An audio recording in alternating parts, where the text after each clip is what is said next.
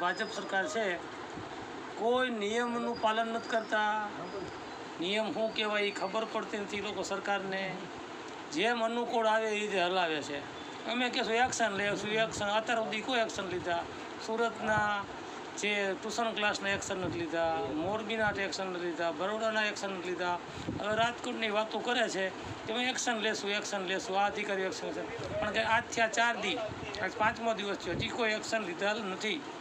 હું સરકારને વિનંતી કરું છું કે જેમ બને એમ ક્લાસ 1 ઓફિસરો હોય, આઈએસ ઓફિસરો, એના ઉપર એક્શન લ્યો.